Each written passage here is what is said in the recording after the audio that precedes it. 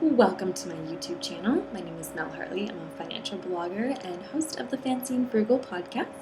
On this channel, I share with you my personal financial wellness journey, including how I'm getting out of debt and my plan to wealth. And I also hope to pay it forward by helping others get out of debt and achieve financial freedom as well. So subscribe to my channel if you appreciate this type of content and want to learn more, and also like the videos so I can keep making them for you. Today, I want to talk about free trials and kind of the pros and cons of doing a free trial.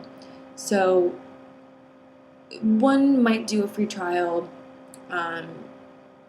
as just completely a way to be able to do that thing or buy that thing or have that thing without having to pay for it because maybe you just simply can't afford it. And the other reason would be, well, I can afford this, but I want to test it out. I want to test out the waters before I make the commitment to buying it. Because, what if I buy this or I subscribe and then I don't like it and I'm paying all this money for nothing. So that's kind of, the main reasons why one would do a free trial. So I will share with you, I've done a lot of free trials, mostly because I couldn't afford to actually buy it in full outright, and it's been very helpful. But then when I came at it from that approach, the financial approach, I can't afford this, you have to be very, very, very careful and set an alarm or set an alert or something to hey, this free trial is about to expire in 24 hour, 48 hour, give yourself enough notice to because sometimes the way that you have to cancel is you have to jump through hoops, and it's you have to give yourself enough time. There was one, I honestly had the hardest time. I used this website called emails, and in theory the concept of the website was awesome. You get these recipes, and then you would get a list of all the groceries that you needed, and that could link to Instacart, I believe. I'm pretty sure this is the one I'm thinking of. I totally could be wrong, but it was really cool. And so I was super pumped. But when I actually joined, they just didn't have a lot of vegan or vegetarian options for the recipes. So I was well, I don't want to have to I don't want to have to pay for this, so I want to cancel it. And it was this whole thing, this whole, you had to, it wasn't, you couldn't just go on the website and go to your account and cancel or whatever. You had to, first I had to email them, and then I got an email saying you have to call, which I don't know why they wouldn't just I don't know, and maybe, I don't remember if there was something in the description.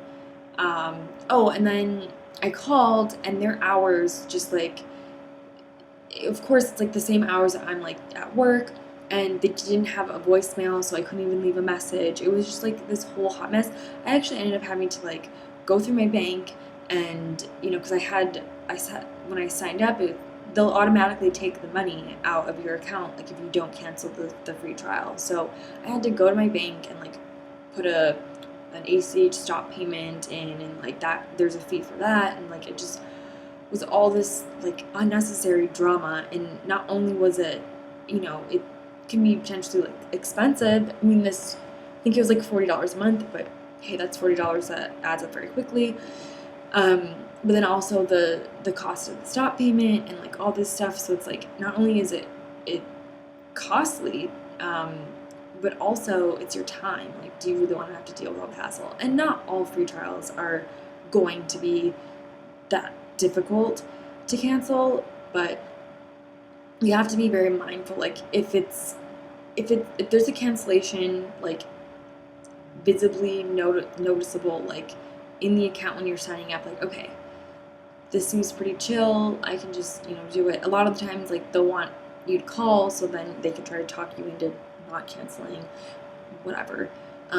Depending on what it is, I mean, it can be totally worth it. For example, um, right now, a coworker and I are doing ClassPass, and ClassPass is awesome because especially this free trial, so you get 35 free credits, and I think you get 45 if you actually sign up, and it's like $79 a month. And you're able to try out all these different classes before you actually have to commit to $79 a month. Like that's a commitment, and it's not cheap, and I'm not like in any way like it's totally deservable, because like just given it's for your health, it's totally a good investment. I'm not saying it's it's not just justifiable like that it's that expensive, but and I mean sometimes even like cheaper than a regular gym membership. But at the same time, it's just for classes, and there's a few like actual gyms on there, but it's not the same. So if you are doing classes on top of a gym membership, like it is definitely a financial investment that you're making. So it's good that you're able to try out some of these classes. Like maybe you don't like bar or yoga or whatever, and so trying these first and kind of getting a taste of what it's going to be like before you fully commit. And like they have a lot of these packages or these unlimited, and those can be really expensive. I like to do Pilates, and I really like the boxing classes that I've been taking, and I really want to do kickboxing and like all these things. It's like, of course, they're like the most expensive classes that you can take. Yoga, you can find yoga classes unlimited for fairly cheap now, because like it's just so common, and you don't really need, I mean, other than like the studio, you don't really need I don't really know that much about yoga, honestly, but you don't need like much equipment or whatever. It's just kind of like, especially like meditation yoga. But Pilates and other things, like there's a lot of like tools and other things that go into it, like kettlebells and dumbbells and jump ropes and like all this other stuff that's like, okay, that's going to cost the company money. Like they need to, obviously it's a business, they can't be like losing money, so it is going to be more expensive. So again, like not saying that this is not a good investment and the cost isn't justifiable, but it is something that you have to be aware of.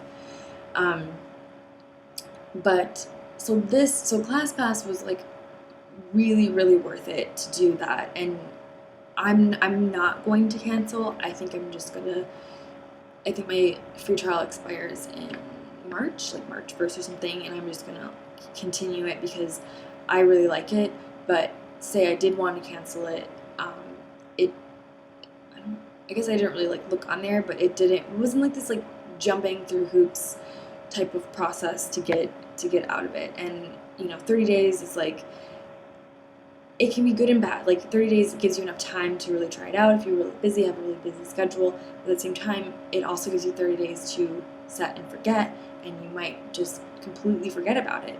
So you just have to be responsible about your free trials and how you do them. And if you're going to do a free trial, commit to it, depending on what it is. If it's just something that's like, whatever. But like I did a free trial for the LinkedIn, it's like lynda.com. They were bought by like LinkedIn, so now it's like whatever, LinkedIn courses. And I did the free trial, and honestly, like I didn't necessarily forget about it. I kind of would, and then at night I would see my email like, oh, like try this class, and like I need to do that. And I would be so tired by the end of the day, and I didn't want to have to like really like be thinking and concentrating on anything, so I'd rather just watch like a reality TV show or something on Netflix. And then on the weekend I would totally, like I didn't check my email that much, so I would just totally forget about this free trial, and it just kind of went on, and it expired, and then it charged me because I just completely forgot. And I had set an alarm on there. Like I said, an alarm on my calendar to alert me, but I just yeah, and that was my bad. Like that was just me being lazy, or like, oh yeah, I'm gonna use this, and then I just didn't.